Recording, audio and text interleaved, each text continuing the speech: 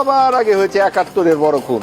সেই বড় খুনে যে এই দলটি জড়িত, সেই দলটি এখন খুব সাড়ম্বরে কথাবার্তা বলে। আপনি আওয়ামী লীগের হত্যা নিয়ে কথা বলছেন, আপনি জামাতে ইসলামীর হত্যা নিয়ে কেন কথা বলবেন না? স্বাধীনতার বিপক্ষের শক্তিকে ক্ষমতায় আনবে বা যে সরকার ক্ষমতায় আছে তারা বোধহয় সেদিকে টানছে, এরকম ভাইয়ের কথার থেকে আসছে। আমি যেহেতু এই স্বাধীনতার পক্ষ শক্তি বিপক্ষের শক্তি যাদেরকে মিন করে তাদের কোনো প্রতিনিধি থাকলে এখানে ভালো হইতো।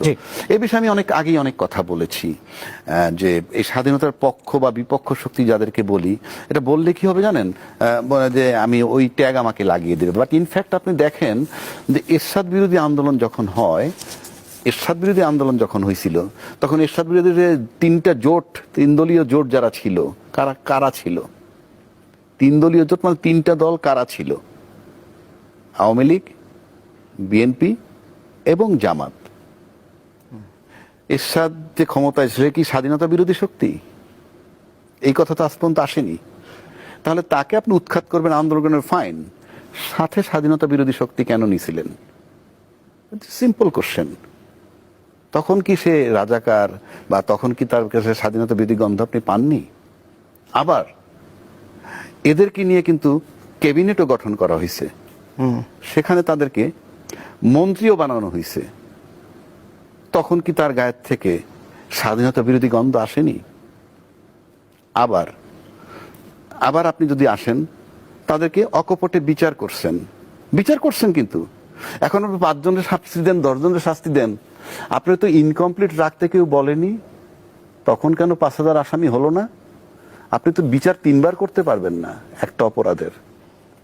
আপনি তো পূর্ণ বিচার করেছেন। যদি না করে থাকলে তো আপনার বিচারটাই সঠিক হয়নি।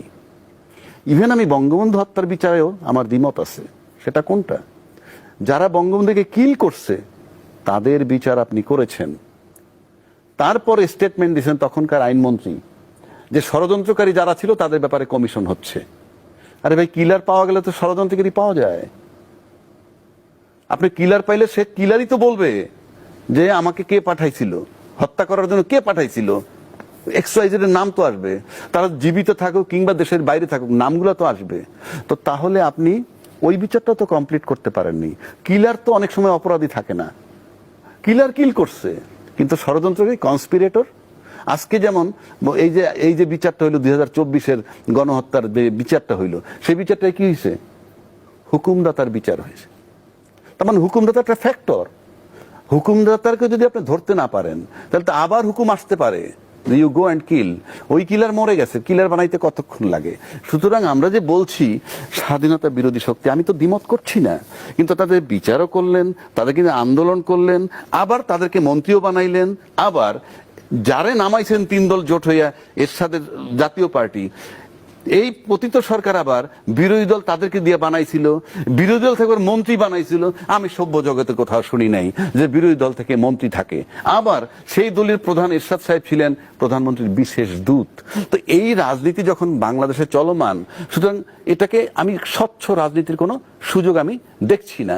এবং এই যে টাইম টু টাইম অপোজ করেন, এই জন্য মানুষের কাছে আস্থা, বিশ্বাসযোগ্যতা নাই রাজনীতিবিদদের।